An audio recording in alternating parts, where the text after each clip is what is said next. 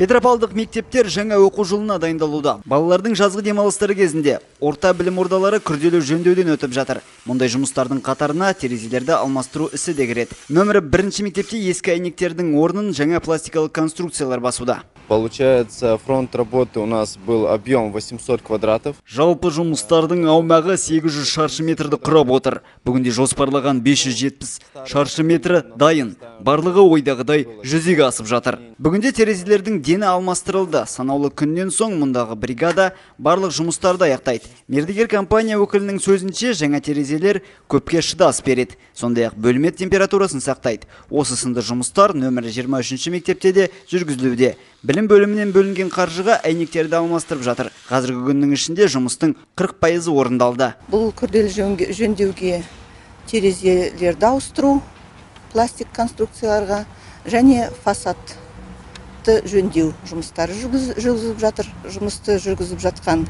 Еңбек Өскемен мекемесі 14 шілдеде басталып, 29 шілдеде аяқталуын жоспарлап отырмыз. Ал нөмірі 8 орта мектептің сырт келбеті жаңа оқу жылында ғажап кейіпке енбек. Биыл білім ордасының басшылығы ғимаратты түрлі түсті бояумен безендіруді жөн санады.